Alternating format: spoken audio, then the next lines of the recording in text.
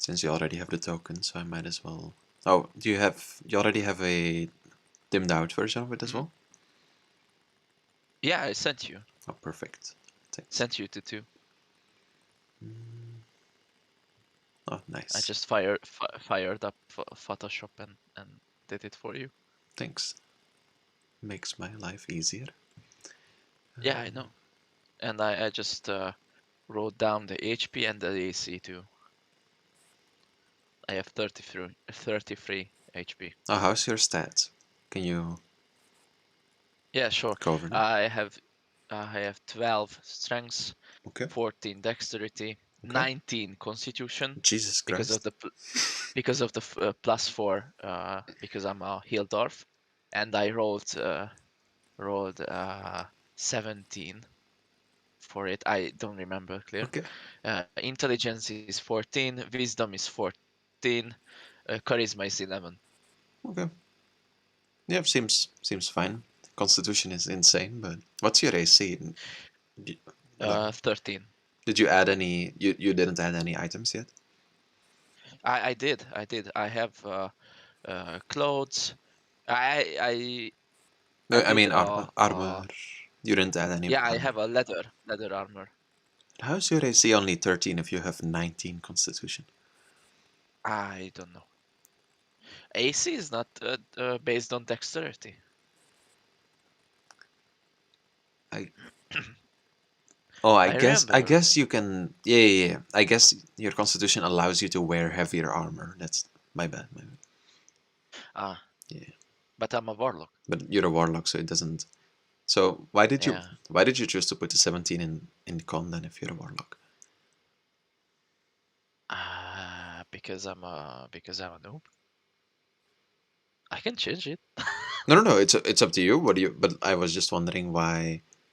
Uh, Yeah, that seems so much better if I just change it and put my dexterity 17. Probably, but so your as a warlock, your modification for casting spells is charisma.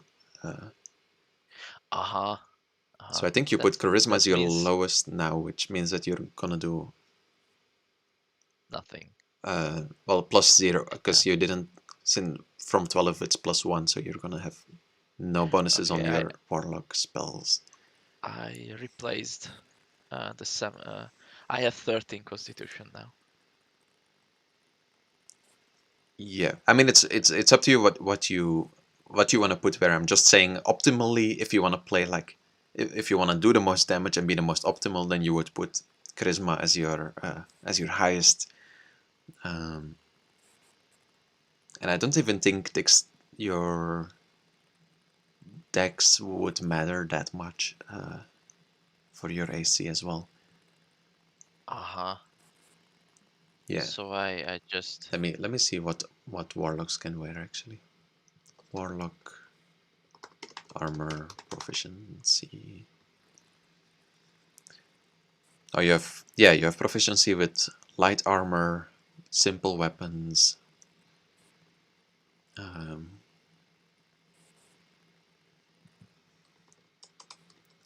AC from Dex.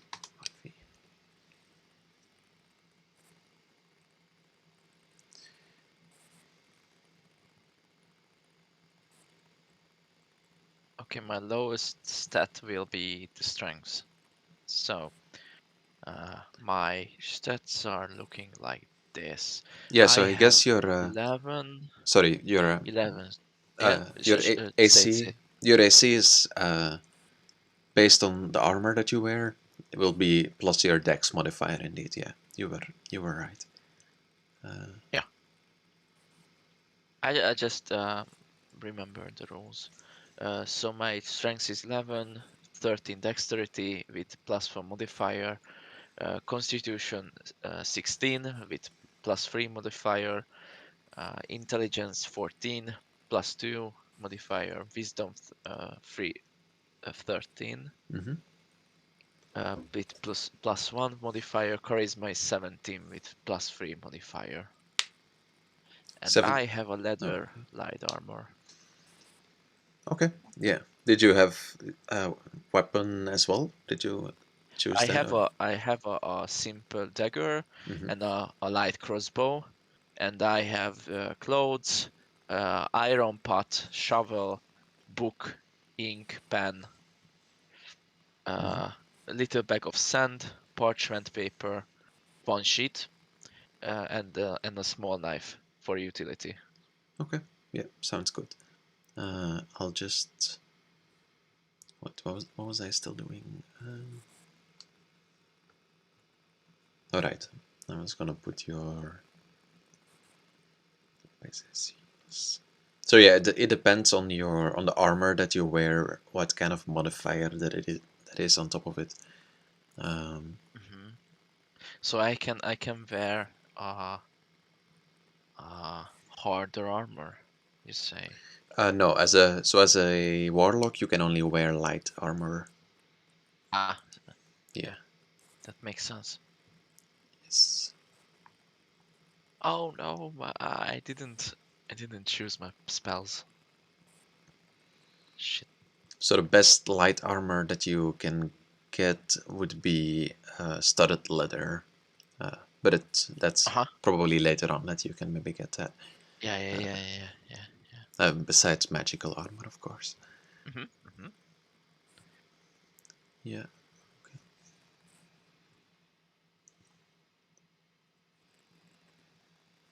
Oh, uh, I can have mage hand.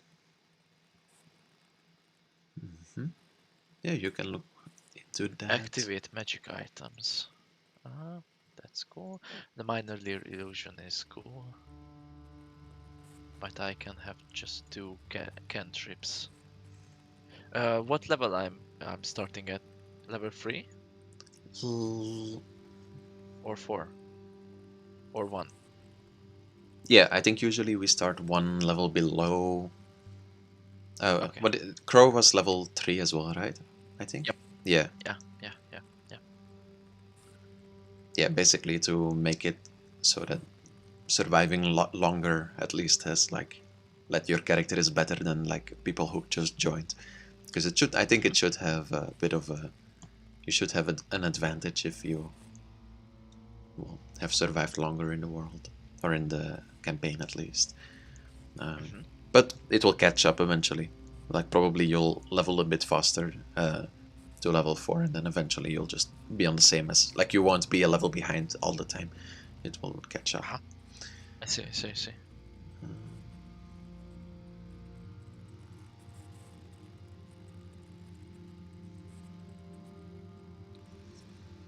you say the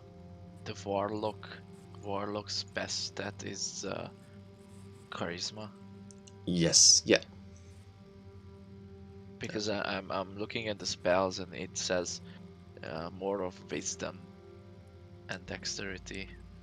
It says wisdom. Oh It yeah. should be Okay. based on. Okay. It's just attack and save constitution for this shatter uh, spell. Yeah, you're just like your spells in general. They should have a higher like attack or save that people need to make based on like your charisma. So it's just gonna have a plus to everything, both damage and anything else based on the charisma. Unless of course it's well, even if it's a spell like they need to make a wisdom saving throw, then the damage will still be based on your charisma modifier. I see. I see.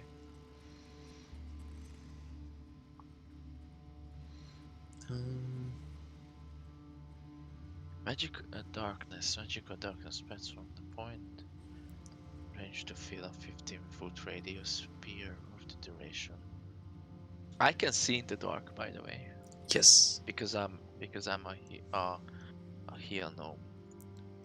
you're a So you're a hill gnome, not a deep gnome. I think so. I'm a heal gnome, but Um, heal dwarf. you're a hill dwarf. I don't know. I just what? I just saw that it said healed. There should be Yeah, another. it says he dwarf. Yeah, there should be another. Yeah, You I'm could. You should be changing. able to I'm change your changing. class too. Yeah. Yeah. Heal There should be an option for deep gnome. deep. Yeah. Yeah. There we go. Deep gnome. Yep. No worries. Spells. Okay. I have 5 gnome spells. Okay. One more. One more. One more. How does it affect your stats? What do gnomes have different? Because I was wondering that now it all makes sense. Because I thought like, wait, why would gnomes have a +3 to, or have so much of a plus modifier to their constitution? But yeah, it makes more sense that that would be I have +2 constitution. for modifier. gnome as well. For gnome as well. Yeah. No, no, no. I mean the like plus on top of what you rolled. I mean, like you know how it says with the class, you get plus something. I will check it out. Okay.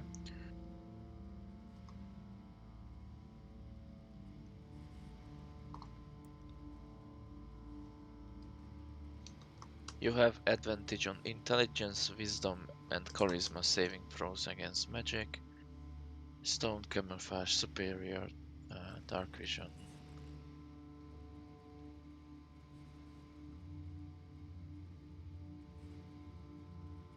How do you, where do you see?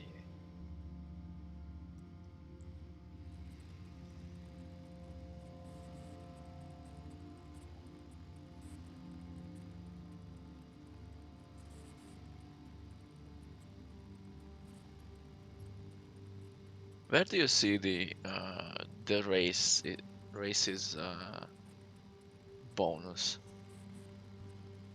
It should just be in the when you go to the races.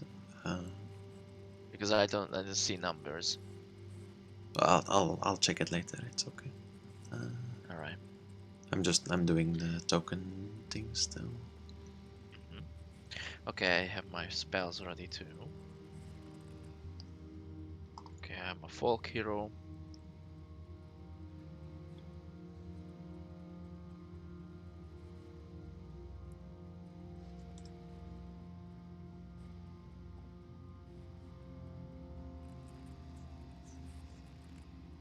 All right. I have 24 hit points.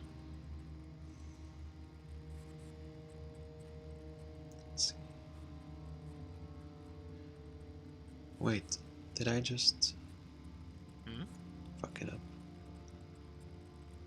What did you do?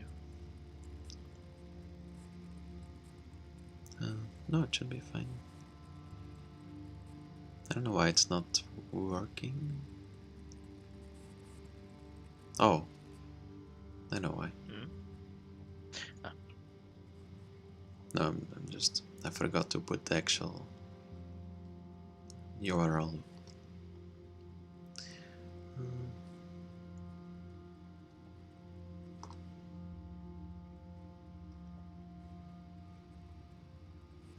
There we go. Can you try talking? I'm trying to talking, but I'm still trying to talking. Now when I'm talking. Wait, for some reason it's lighting up when I am talking. I don't know how that works. Why? Even though I copied it from Prommie, so I would expect it to work from. Just change the picture. No. It's easier to just. Wait, maybe.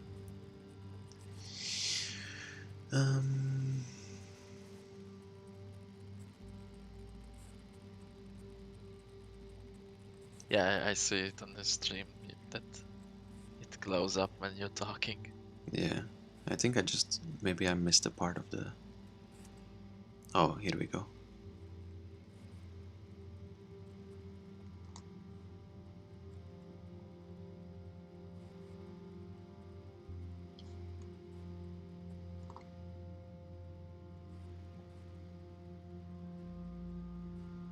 Okay, try talking now.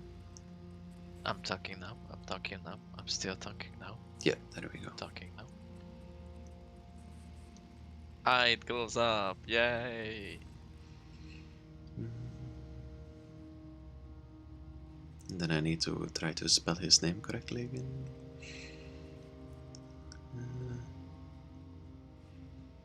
Where is it? It's Kharthmil. You know what? I will remove that extra H from his name. Which one? The first one or the last one? The last one. So Okay. it's probably Kharthmil. Okay. Because it just annoys me out because I try to write down as well and I forget there's an extra H, so I remove that. Okay. Sounds good.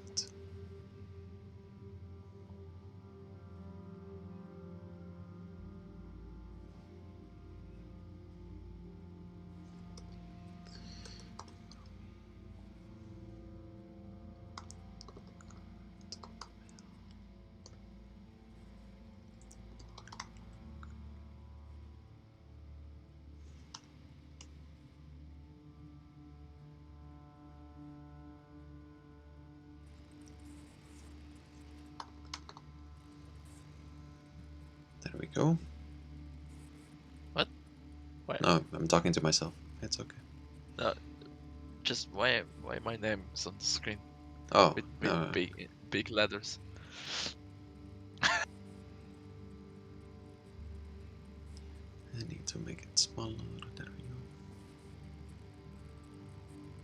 Oh, I see. Okay.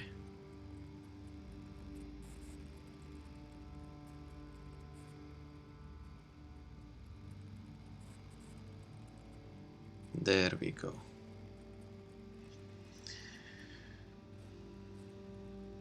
Okay. That's good to go. Then what's next? I'll get your token already.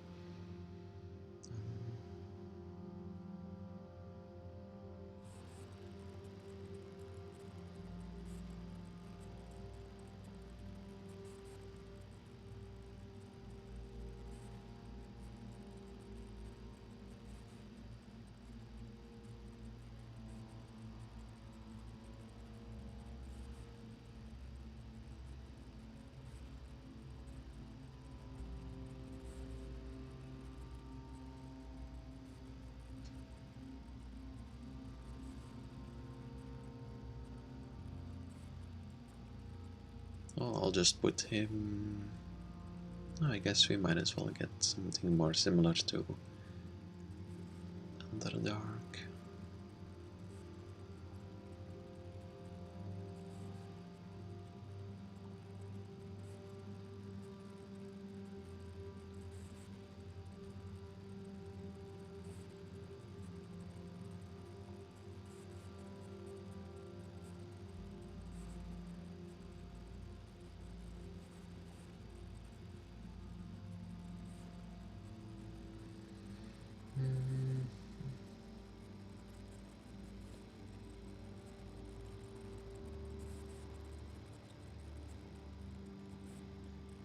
Is there anything else you want to know or that you can't figure out, or you're good for now? As in, I've for your character creation. I mean, for like the mechanical things. Yeah, I never played Warlock, so I will figure out on the go. Mm-hmm. Okay.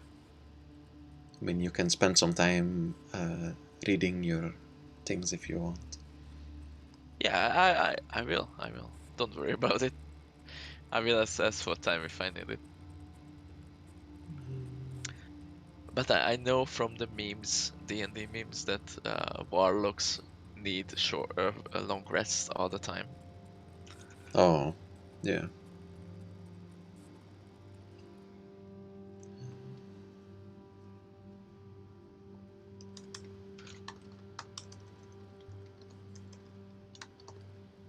Getting your token. Are you changing your name on your D&D Beyond as well? Yeah, sure. I already changed it. Okay, perfect.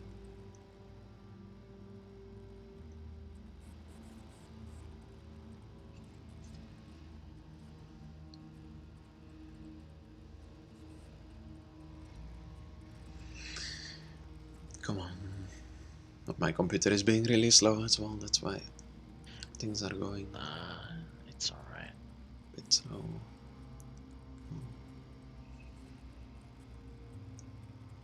We just chilling.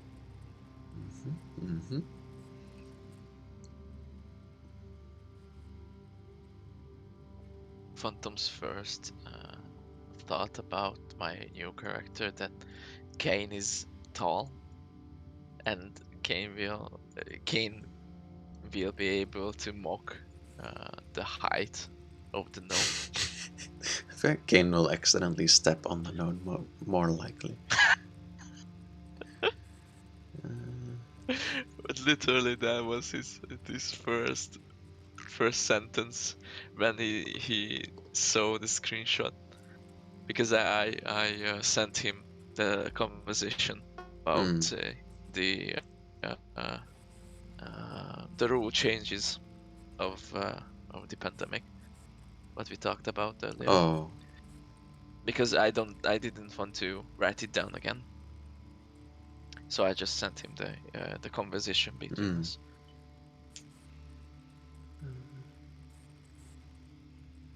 His first response was, "Oh no, good thing that Kane is tall." At least if you do the annoying voice, I'm sure Kane won't hesitate to just stomp on you for a little bit. I'm still hesitating to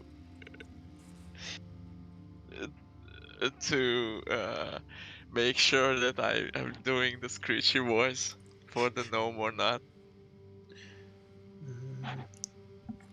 I just want to have a I don't know, realistic gnome voice, because I also played gnomes and dwarves in World of Warcraft and Diablo 2, so I I'm mean, just familiar. they don't have to sound like that. It's not because they They don't sound have. like that. It's not because they don't because they sound like that in World of Warcraft that it is known that they must sound like that. You can I see. choose. I was in the belief that they sound screechy because of their height, and the vocal cords are not high enough to I be. feel like that doesn't make much sense. Like there's insects who make Yeah. deep voices as well. I don't think that's how things work.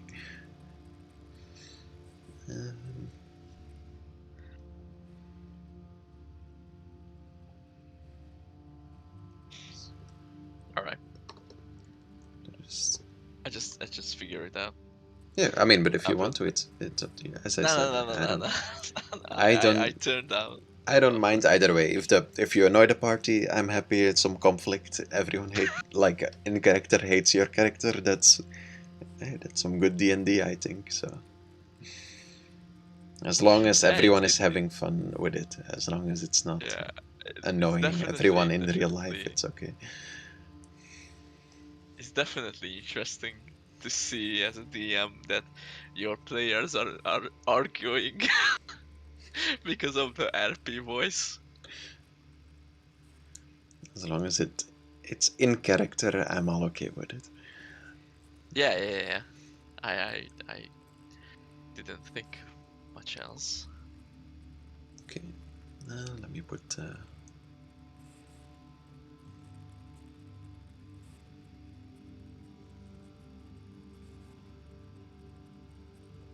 This is not like a accurate map, but I thought this map might do for the purposes for now. Make you a bit bigger.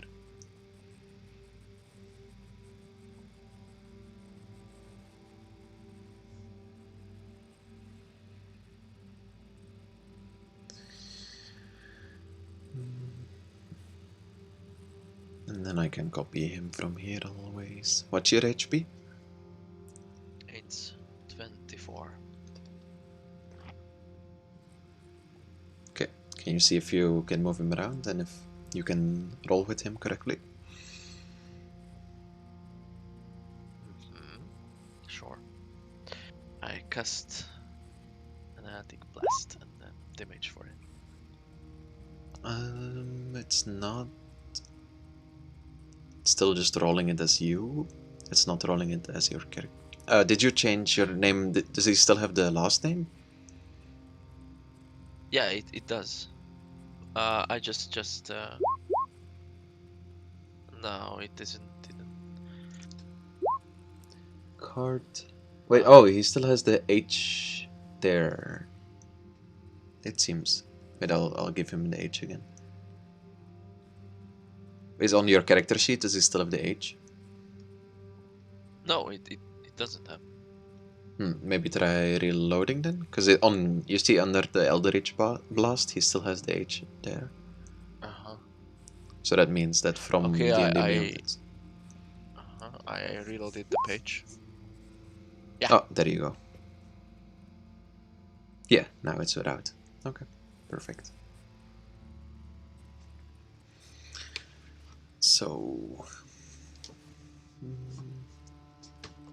By the way, I choose the spell Comprehend Languages, which will be super fun to use because of the RP. I can finally understand the Eldritch language or the Forgotten Ones. What was it called? That Jack speaks. I forgot. Abyssal or no? Abyssal, yes, it was Abyssal, Oh. yes. I can finally understand too. Oh, nice. Also, did you choose? Because there's basically a lot of like different, different kinds of like patrons, and I think we can go through it in your backstory as well. But they will have different blades sometimes as well, or different, different spells and stuff. But we can always change that after today. That's not the end of the world. I didn't choose. It didn't provide me a option to choose Yeah, I think it's on. I mean, on D&D Beyond, because the rest is like things you need to buy. I think so. It just automatically gives you the basic one. I think. Yep, I think so too. But yeah, I think it's more fun if we do a custom one, because the world is custom as well. So. Yeah. Yeah. I will pull up my notes as well.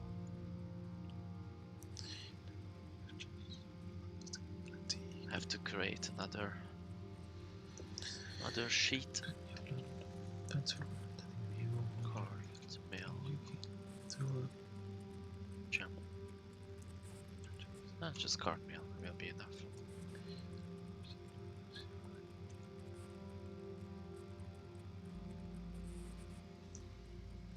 There were no other choices in your class for like a pact or something that you choose? Nope. I haven't seen anything like that. I have class features for Warlock, the Fiend, hit points, prophecies. Oh, otherworldly patron. It says the only option is the Fiend. Oh, okay. But yeah, so there's many different ones. And then there's nothing for pact or something? Pact magic, your arcane research and magic bestowed on you by your patron have given you facility with spells. See spell runes for the general rules of spellcasting on the spells listing for the Warlock spell list. Okay. And then Eldritch Invocations, you see that as well? Or... Yeah, I chose Eldritch Sight and Armor of Shadows. Oh, okay. I think, because I think there is a bigger list as well. I will send that as well to you. Yeah, there's definitely a bigger list. I just so agonizing blast, beats speech, devil's sight. Yeah, that's so much. Yeah, I mean, oh, you already looked at this besides D&D Beyond, or you looked at only the D&D Beyond list for this? Only the D&D Beyond. Yeah, because this should have more. And then okay, I'm opening it now. Just to give you some ideas, but I think we'll just RP through it as well, and it doesn't even. I think probably like wait, I'll send you. This is a list Oh my of. god. I send you a list of all the like different types of patrons, and probably will just use one of these like pre-made ones, but like put our own skin on, skin on it, if that makes sense. So like we'll make it something from my world, but then we'll just take one of these pre-made, like pre-balanced other paths or other patrons that already exist out of these like 30 or something Oh that my are god. here. So yeah, and then I So mean much. you'll have to keep track of some of these things probably uh, outside of your sheet unless you buy it. Nah. But yeah, I will keep check on the OneNote. yeah. I think I mean most of these things are just another kind of spell, and then you can just like look at your other notes and see what spell it is in, and just still put on your character sheet that you use the spell slot. So it's totally fine. Yeah, sure. Okay. Well, I think. So I have spell slots and I have pact slots. Mhm. I see. Okay. Well, I am not 100%. So spell slots. I don't see the spell slots, just the two pact slots for the second level spells. At first level, you know 2 first level spells of your choice from the Warlock spell list. A spell you choose must be additionally when you gain a level. You can choose one of the Warlock spells you know and replace it with another spell from the Warlock spell list.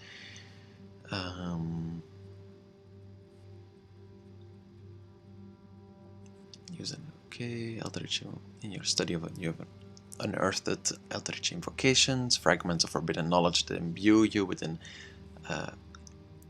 abiding magical ability. At second level, you gain 2 Eldritch Invocations of your choice. Pact Boon. At third level, your otherworldly patron bestows a gift upon you for your loyal service.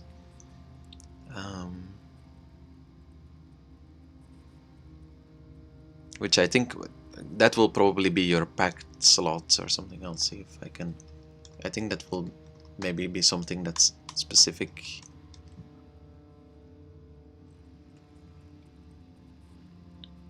You don't just see normal spell slot? No, I know what a spell slot looks like because I played Mm-hmm. a wizard before, And does it and say? I don't have a spell slot. But you know 4 spells right now? Could you repeat that? Do you know 4 spells right now and 2 cantrips? I know 2 cantrips, Mm-hmm. 2 first level spells, Mm-hmm. and 4 second level spells. If that's all right. I don't know if it's correct or not. You should know 4 spells in total right now and 2 cantrips and 2 invocations. Oh, okay. I didn't know. I just went for the spell slots, went for the known spells. So you have, but you chose the invocations, right? You have the invocations. I think so. Invocations, yeah. Eldritch Sight and Armor of Shadows, as I told you. Okay. Yeah, that's it. At second level, you gain 2 Eldritch Invocations of your choice. Your Yeah. Invocations of Quantity, yeah. To cast one of your Warlock spells of first level or higher, you must expend a spell slot. You regain all expended spell slots when you finish a short or long rest. For example, when you are 5th level, you have 2 third level spell slots to cast the first level spell Witch Bolt. You must spend one of those slots. Yeah. Spells known of first level and higher. At first level, you know 2 first level spells of your choice. The spells known column of the Warlock table shows when you learn more Warlock spells of your choice of first level or higher. Spell you choose must be of a level no higher than what's shown in the table. When you reach 6th level, for example, yes, okay. Additionally, when you gain a level in this class, you can choose one of the Warlock spells you know and replace it with another spell from the Warlock spell list, which also must be of a level for which you have spell slots. Maybe it's something about the... I'll look at the Fiend thing. Maybe you gain more spell slots with it or something.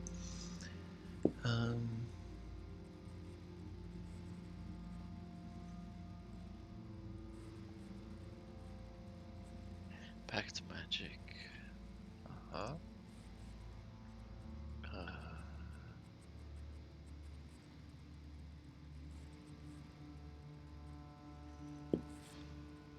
Wow, that's so helpful. It just says the Fiend, which is detailed at the end of the class description, or one from the another source. Your choice grants you you features on first level and gain at the 6th, 10th, and 14th level, and that's it. So you're sure... Wait, how many spells did you say you know right now? 6. I have 6. I can send you a screenshot of it. Yeah. Because you should know 4. Which I'm confused where the other 2... And you're sure you're not counting your invocations as spells as well, right? Well, I guess I'll look at the screenshot. I sent you shortly the screenshot too. Oh, I think... So... Because maybe the invocations I just should have... count that as well. Wait, but or those include cantrips? I think so. Yeah. 2 cantrips. Yeah. Okay. I, Then it's correct. Sorry, I thought you meant you know 6 normal spells. So I was confused. Okay, yeah. So 2 cantrips and 4 normal spells. That makes sense. Comprehend, Hellish Rebuke, Darkness, and Scorching Ray, which will probably be different because Scorching Ray is from the Fiend thing. And then can you send me a screenshot of like your spell slot where it normally says spell slots? Like, does it just look the same but have a different name, or is it something totally different? What is it called, like packed slot or something? Yeah, just on 2nd level. I sent you 2 screenshots of my sheet, and first level I don't have the slots, but on 2nd level I do have 2 packed slots. So I don't understand that why I don't have spell slots for it. Because on my wizard, I have for level 1 and level 2 spell slots as well. Okay, wait, I have a post here. Don't know if I can use my to cast only my, or does it just act as any?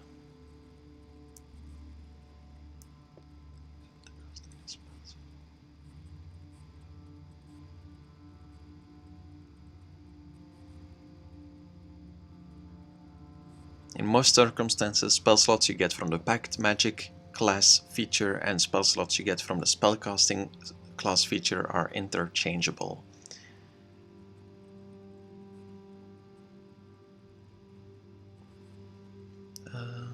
That means you're only Warlock, right? You didn't make a multi-class or something? nah. Right? Okay. I'm just only Warlock. That way you can... Okay, wait, let me read it. In fact, a you have no need to like very... You can save your pack magic slot for bigger spells or low level spells that scale up. Okay, however, there are some Warlock Invocations which explicitly require the use of a Warlock spell slot, meaning a packed slot. In some cases, the invocations let you cast a specific spell once per day using a Warlock spell slot. And Eldritch Might, is that, you have that? No. I don't. I don't. I think maybe the...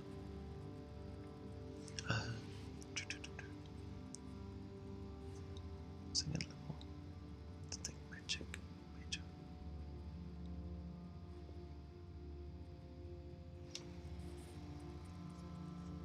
Also, so you could have... you could choose like from any of them, like you can choose like 4 or 3 second level spells as well, I think. But I think like you chose Third level. how you wanted, right? No, second level only spells. I mean. Yeah, I could choose the second level. Yeah. Yeah. Okay. I think it makes sense to me now. So I think I'm only a little bit confused why there's no normal spell slot.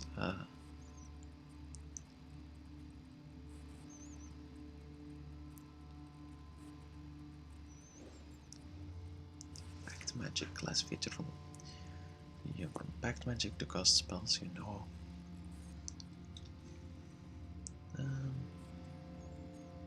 It's okay, we're figuring it out together. Well, I guess no. So I guess you only have 2 spell slots. Okay. So I guess those are just your spell slots, but it's called packed slots because if you would multi-class, then you can use normal spells to cast through your packed spell slots, but you can't do it the other way around. If that makes sense. And that's why it's separated. Okay, it makes sense now. Cool. And then you send me. Is that? Oh, that's just a different. Yeah. Okay. That's a wizard. Okay. That's the screenshot. Okay. Then mechanically, well, I think first off, before we start anywhere with your character, is if you want, I can give you a bit of a description from just the underdark, and maybe give you some ideas of races as well, because I know you chose Deep Gnome now. But if you want, I can give you a general idea of all the ones down there that might not be on D&D Beyond as well. Or if you're sure you want to go with Gnome, then I can just give you some more information about the Gnomes. And maybe see if you can get a bit of an idea from there. Yeah, please do. Give me ideas of Gnomes. For Gnome? Okay. Yeah, sure. Yeah, so... I'm a Deep Gnome. Okay. Yeah, Deep Gnome. Yeah. Let me put some music.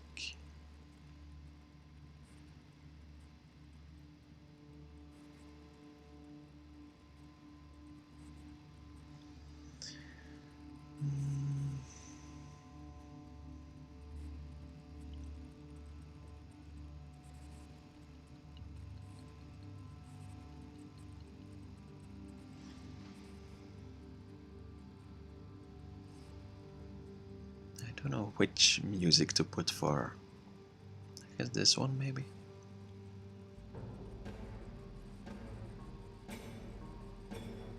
Oh. This gives me chills. So good. I think this fits for Gnomes Underground, right? This Yeah. fits.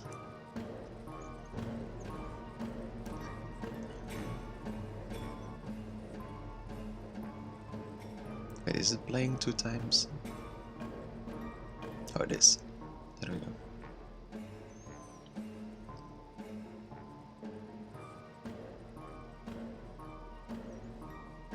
Sure, this is muted. Okay. So the Underdark itself exists of many layers, upon layers, upon layers of darkness, of caves, but also of cities, of more open areas, deep below the ground, where people manage to survive. Some races, like the one you've chosen, like gnomes, kinda... Well, I think the best way to start is maybe to look at dwarves first, because I think going from there it will feel a bit more natural. So dwarves used to be a race that only ventured above the ground. However, eventually they grew an interest in gemstones, in wealth, in anything below the ground, and they started digging deeper and deeper, and then going back up to the surface to return things. However, after some generations of digging deeper and deeper, some dwarves decided it would be best to start making their outposts a bit halfway in the tunnels, and small villages started arising there as well. And then they went even deeper, and more generations passed, and even deeper, and even deeper, and even deeper. And eventually, so many generations later, some of these dwarves didn't even remember or didn't even know there was a place other than the ground, other than this idea of just going deeper and deeper to find more richness, to find more wealth. And so they continued. And what was once a race that has evolved over time to live above ground mostly, maybe in caves, in mountains. Now some parts of them decided to kind of stop mining, look around more, grew more of an interest in general technology, and less from like big architecture to more crafting things, or well, just generally more inventive than brute force. And so over time is how the gnomes were, well, not created, but evolved from these dwarves. I'm talking like thousands and thousands and thousands of years that this took place in. Also, with the help of magic, of course, it goes a bit faster than in the real world. However, that is how gnomes kind of came to be, and these dwarves still exist in the Underdark as well. You would definitely have seen dwarves in your life. However, they still live in these great architectural structures that they have perfected over the generations, as they mined stronger materials, as they found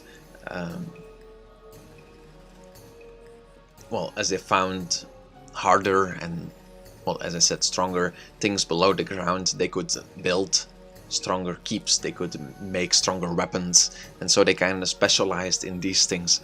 However, this group that split off from them, that would eventually become the gnomes, didn't have these same interests.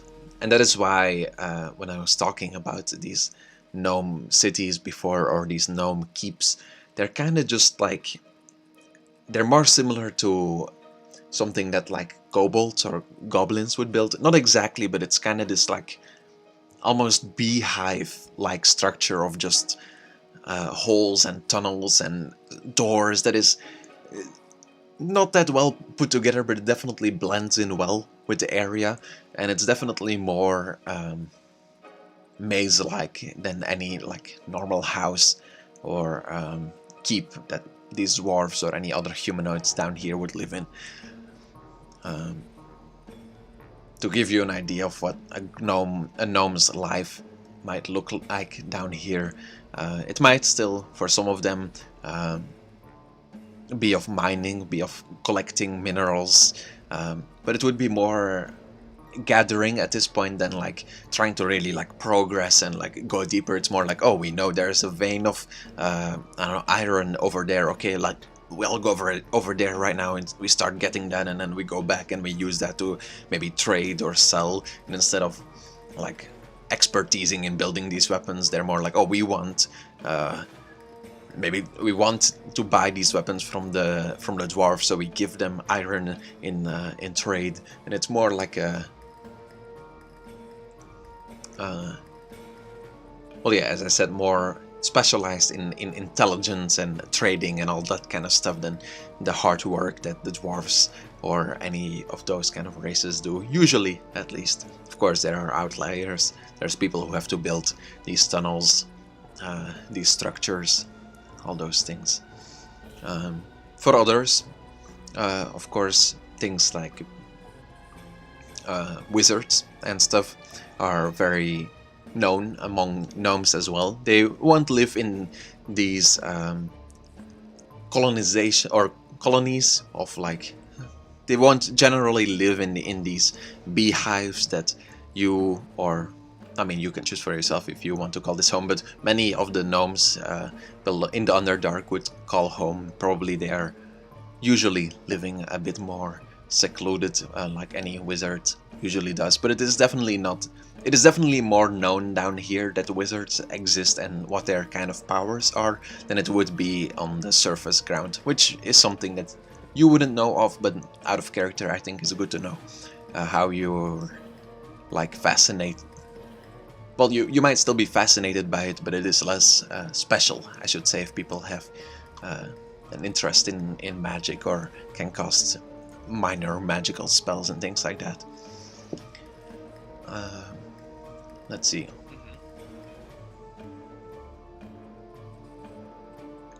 I'm thinking what else to describe the scene a little bit. In general, it is always dark. Since most people can see in the dark, there isn't really much need for lights or anything like that, because it kind of just, it's like if you go in a room and you turn the like light on and off and on and off and on and off, you're actually gonna start seeing worse in the dark. It's the same for the people down here, where if there are these areas that are lit for whatever reason, maybe vegetation or magical means, people in general don't really like it because it's just more comfortable to live in the darkness. I'm not saying you should be like that, but in general, most gnomes prefer to live in the darkness, since it's just what they call home, and it's where they evolved from. The gnome colonies who went back to the surface, something you also wouldn't know of, but they actually had to like re-evolve back into being able to do that efficiently. Also, mechanically, once you reach the surface, or when you are in a lot of light, there might be some disadvantages for things like perception, similar to how someone in pure darkness might have those. I'm not saying that like you can't see shit when you're out in the light, but it's just not a place that you function best. On the other hand, however, if you are in a cave, you will basically be at home or any other dark place and see perfectly, or better really, than anyone else on the surface world can. Even people who have dark vision, like half-elves, only have minor dark vision, while yours is superior. Let's see. A few other important races that you should know of. Well, let me talk about the geography a little bit here first. There are people who know about the surface world. It is not something that is discussed often. It's more this like it's like if you can imagine that you live in Europe at the time that like Columbus starts going to America, I mean, I know he in the end didn't really do it, but whoever discovered America or like Asia or something like that, and you're just like a farmer in a castle who like maybe 100 or 200 years later hears about these things, and you're like, wow, that exists. Okay, I'm going on with my life now. It's kind of like that. Does that make sense? Yeah. Like, I mean, in the end, you can choose if you want to be from the beginning, like, I have an interest in that. Then, of course, you would find documentation about these things, especially among gnomes. There is much,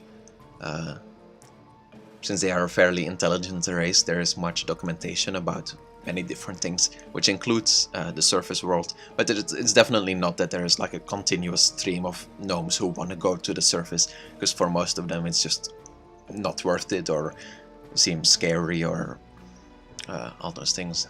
Which brings me to the second point, which is that you're basically in the middle part of the Underdark, which is something you would have learned. Which you know that there is a part above your city, or above like the most common trading grounds and most common living areas, which is like the upper dark. You're in the middle dark, and then there is the lower dark below as well. You would know that the upper dark is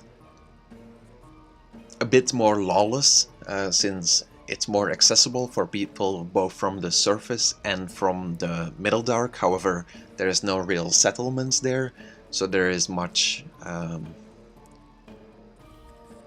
like smuggling or any other like shady business that would all be happening mostly in the upper dark. The lower dark, however, is a place that nobody really wants to go. It is mostly a place of monsters and darkness, and the darkness here is even, well, it is as it is magical in nature in some places, it is even scary to those of you who are used to wander in the dark. Some groups of people might wander down there to find special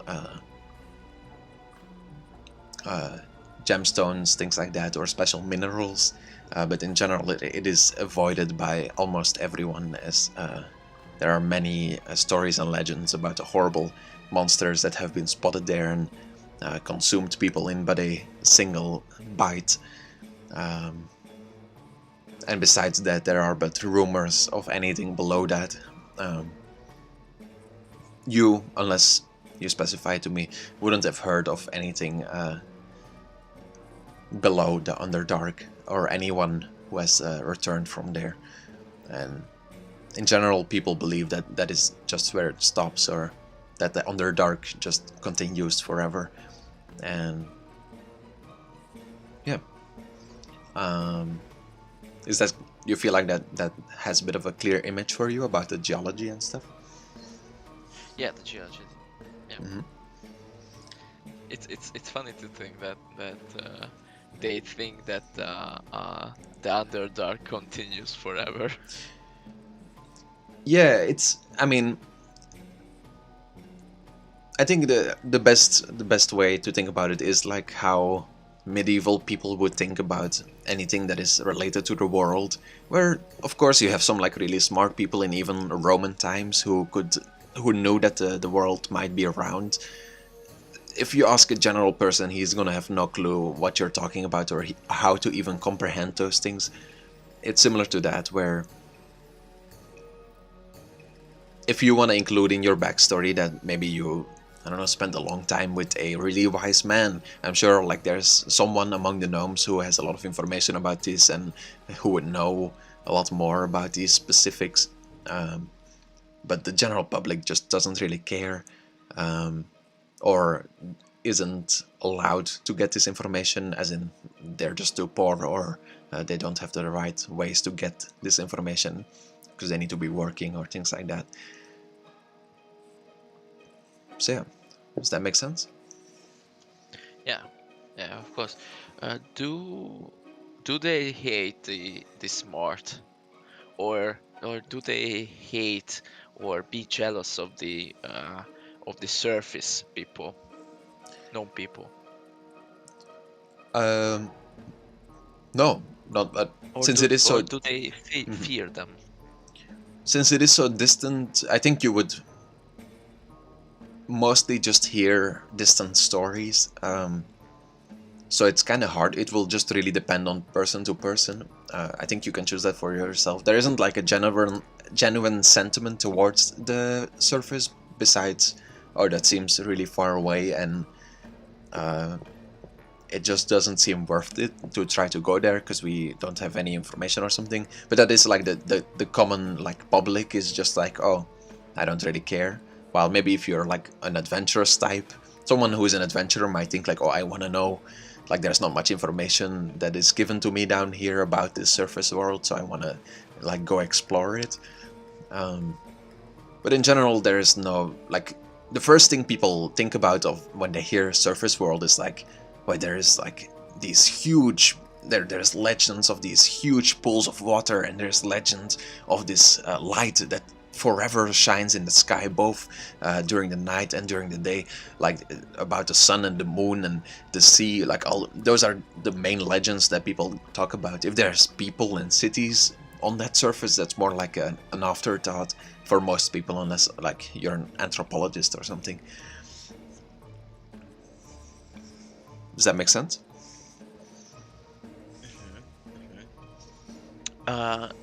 Are the D-gnomes are more like of cooperative species, or they just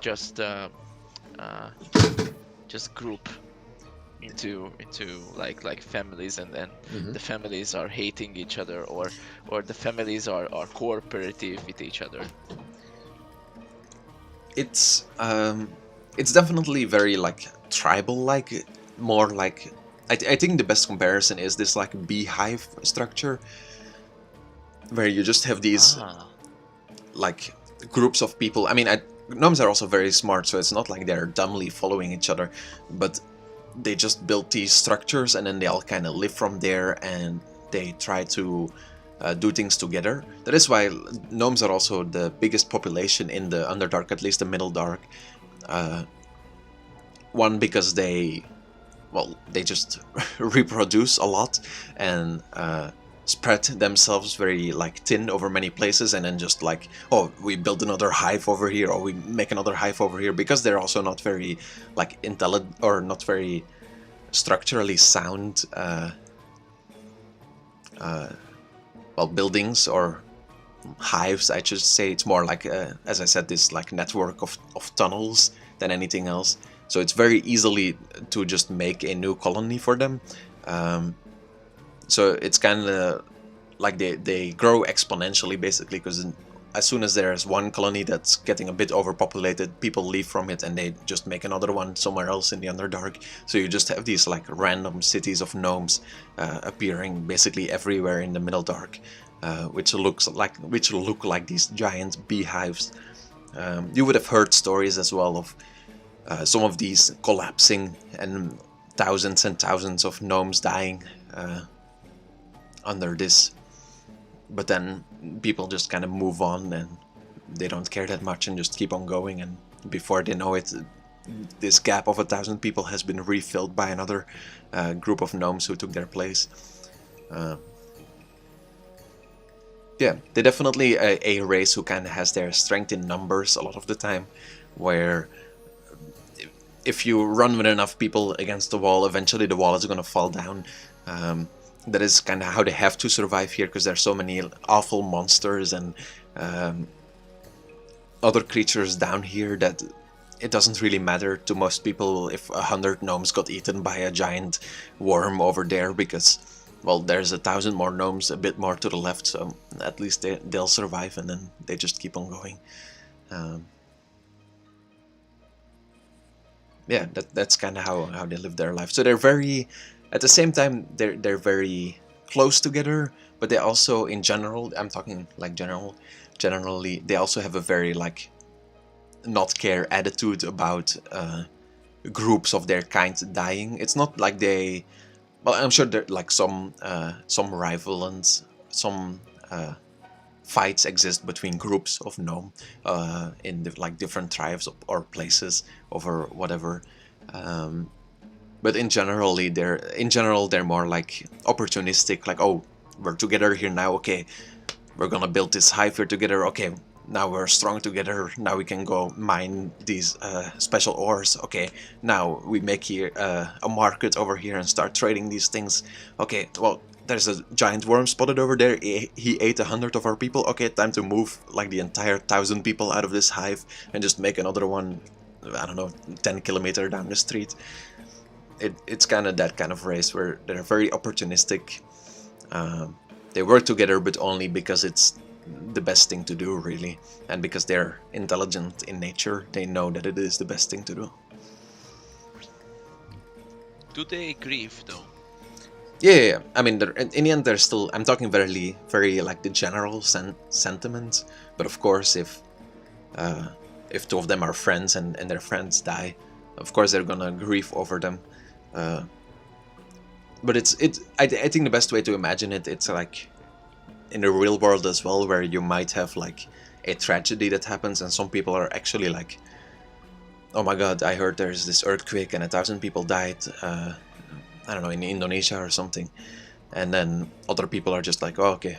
And it seems like they truly don't give a fuck because it's so far away from, like, they just don't really either have the courage or the, like, way of thinking that they can feel empathy for people that they have never known or seen in their life.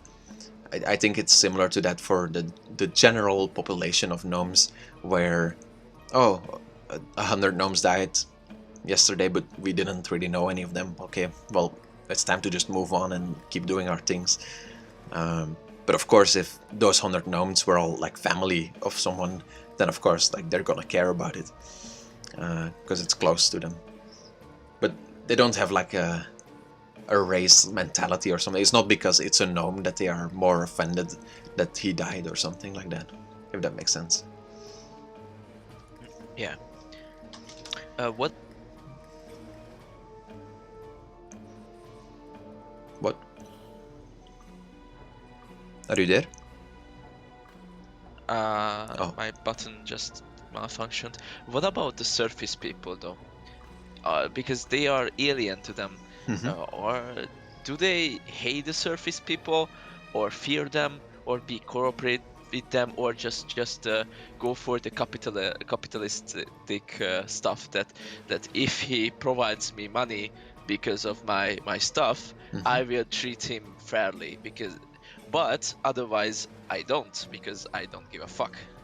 So there is no general feeling towards surface people because it's so rare that deep gnomes and surface people interact, that like it's maybe once every like 500 years that someone from the surface, like one person, ends up somewhere in the underdark by accident, and then maybe a gnome sees him and it's like, oh, that's weird, and then the guy gets eaten by a weird creature, and then it's like, okay, I guess that happened. like people don't have much of like hate or any feelings towards them because it's just they don't have enough like communication or interaction with the surface world to draw that from. There's really no deep gnomes that are just wandering around the surface world as well, or at least very few, the same way that maybe they go down. Maybe it's a bit more often because it is a bit easier to go out of the Underdark than it is to get into it. But yeah, still maybe like you would hear stories of maybe one guy in like the 3 hives or something that you've lived up in of like 10,000 people. Maybe one guy of those, you've heard a story of someone who supposedly left to the surface world but then never came back. So it's like, oh, I don't know. What do you think about surface people? I don't know. Surface people? I'm just working in this mine over here. I don't know anything about surface people. I haven't seen any of them. So I think you can make up for yourself what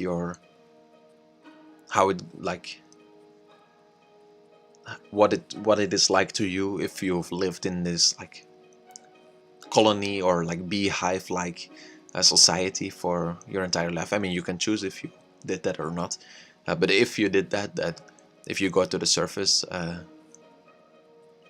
like how you react to the people in the real world, that is kind of, or in the surface world, that is kind of up to you and your character, because I think there's no general sentiment. I think there's 1,000 different ways that it could go. Like someone might be just astonished by the colors and the light everywhere, and the people who are like, well, just same as someone who goes to the underdark, just like all these different races that act so differently. It might be really interesting, or it might be like, oh, I prefer it in the underdark. Like these people are way too colorful and cheery about everything. Or like these structures are weird. There's no real like home feeling because like there isn't this kind of beehive structure. I think there's a million different ways that someone coming out of the underdark might look at the real world and the people upon it, and most of it will probably just depend on the people that they meet as well. Because it's like if you come out of the underdark and the first thing that happens to you is you get attacked by a group of bandits, I'm sure you're gonna have a different like view of the surface world than if the first thing that happens to you as you get out the underdark is people giving you money and a hug as you get out. Like it's yeah, it's very dependent on the situation. I see. That could be interesting if I just stand out from the hive mind personality, and I just be curious of the cold surface people. What are they like? Are they colorful? Are they cheery? Or what are they? And I always just thinking about and imagining it over and over again. What do they look like? What do they feel like? What if I touch them? They scream or they eat me? I don't know. It's just strange feeling that I must meet the surface people. I never been on the surface though. I know you're talking in your own accent right now, but to me, the way you just spoke fits so well for like a gnome that is that is wandering around. I don't know, when you are talking, I can imagine him talking like that as well. You can still do the high pitched voice if you want to, but I thought it. No, I was thinking about deeping my voice down a bit and keeping this accent as well. So I can I don't know about the Scottish accent though. I just can't. I don't have enough knowledge to comic Scottish accent. It's all up to. I mean, if you look at the other people, nobody. You don't need to do an accent if you don't want to do an accent. It's all up to you. Yeah. But I do want to separate my voice and my hero's voice because it's more interesting if I just really role playing a character and then not just I just talk like I do. Just more interesting to me. Yeah, for sure. Well, so yeah, I think that's interesting as well because it will make you stand out from the normal way of thinking as well. As I said before, because most people, even if they were interested in the surface world, wouldn't be interested in the people much. They mostly would be interested in, like, as I said, the sky and the sun, the ocean. That's kind of things most people would want to see. I think it's interesting, like this way of thinking that like it. Yeah, I just think it's interesting. I think you can go a lot of ways with it as well, and I think it will make for interesting party dynamics as well as you kind of try to just like observe what it is like on this surface world and what is different from it. Are you doing it for like research, or are you just doing it out of curiosity? What is kind of like your Well, obviously curiosity, because I'm not a researcher yet, but I want to be.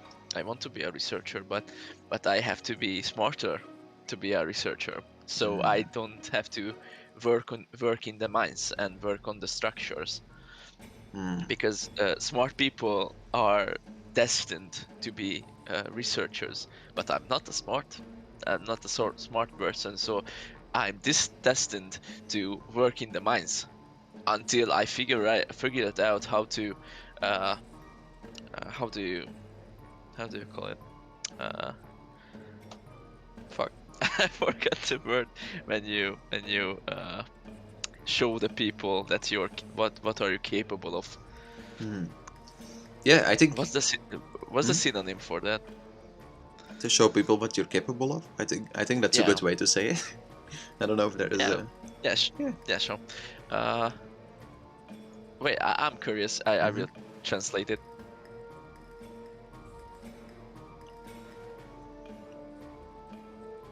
Prove. It's the word proof I was searching for. Proof. Prove. Prove. Prove. Proof. Proof. What is proof? Brave? You mean? No prove. I just can't talk properly, so Did you send maybe it I or where did you? prove. I Oh, to show them prove proof. yourself? I prove myself Yeah. worthy for the researcher role. I see. I see. Yeah, I think we'll start there. I think that's an interesting place to start. Um, as you're going through your everyday life, as the darkness is all around you, which is very, very comfortable. I think at that moment you start thinking about the things that you just described to me about how you want to be a researcher. You don't want to be stuck mining these fucking gemstones like your father did, like his father did, like his father did before that. It's just like, and it's not even passionate work like the dwarves do or something where they look out for the best gems. It's just this mindless mining and then selling and mining and selling and mining and selling. Like there's not even a real pride that one might have in this job. And it's as you're mining these things, or as you, well, yeah, continue mining, that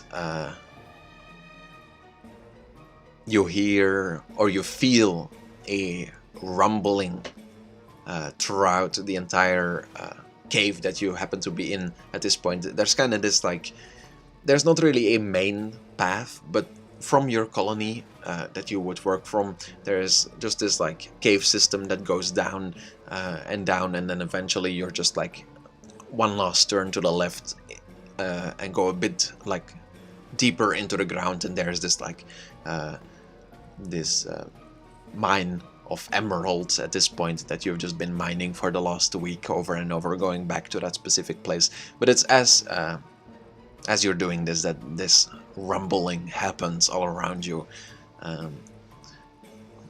Could be an earthquake, but it's definitely on a higher scale than you would have experienced before.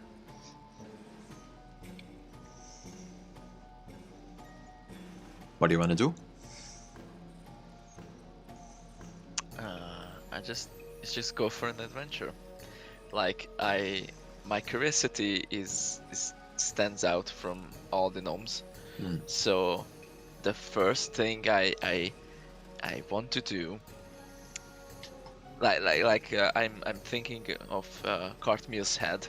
The first thing I have to do is go to the underdark. So and just go and bring a sheet of paper, and write everything down what I see. you mean? But I'm not And completely following you. So your colony is in the underdark right now. So you're in the but go deeper, because the gnomes, you said the gnomes are fearing the deeper and the beyond of underdark. Where are the swarms and the dangerous animals, or just dying or falling or something like that. And I feel like Kharthmil could show his people that he's capable of researching, that he goes in, goes out to the beyond of underdark and comes back, because nobody did that before. Mm-hmm.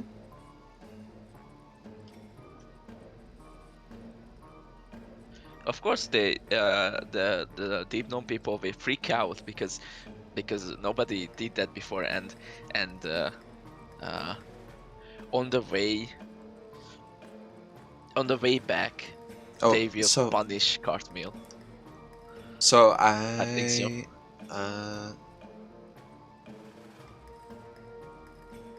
Yeah, I think there was a bit of a miscommunication with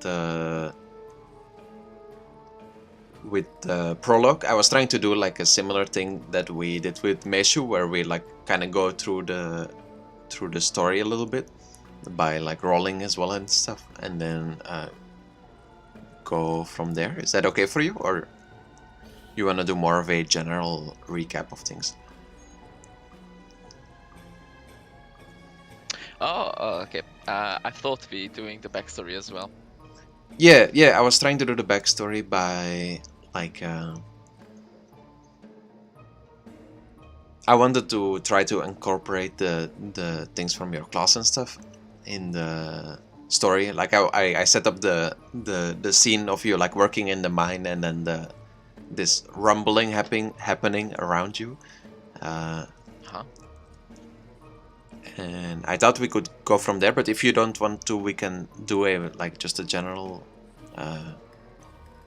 recap as well. It's kind of up to you. I think there's just a bit of a miscommunication right now. So Yeah, go with what you thought for this session. I don't want to ruin what you planned. no. I didn't plan much. It's not that. It's more that you like did. I was just wondering, did you hear the things that I said before about like the earthquake happening and stuff, or like the things rumbling around you while you were mining and stuff? I that's the thing. I don't remember. Don't remember of the earthquake. That's the problem. Okay, I see. I see the problem now. Is my mic like cutting Yeah. out or something, or can you? Yeah, it probably just lagged for a bit. Oh, okay. Uh, So there's an earthquake in the mines, and there's rumbling, and I have to escape the mines. yeah, one second. That's what I you're just saying. wanna. Let me just think for a second. Sorry. All right.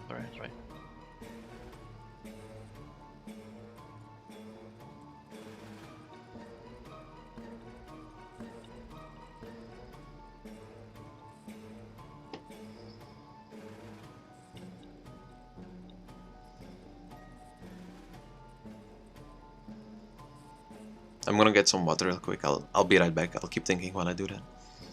All right.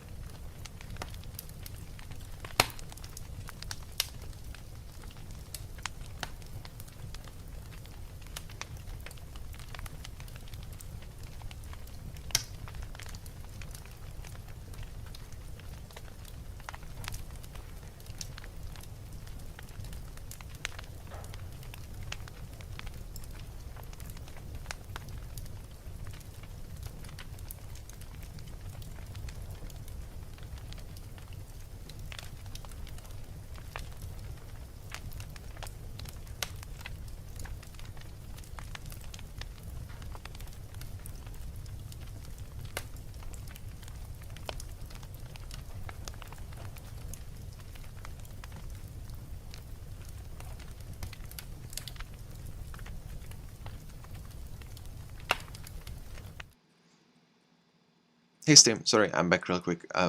We decided to try to continue the session tomorrow. Some things came up, so, but no worries. Probably tomorrow around the same time, we'll do it. Okay. See ya.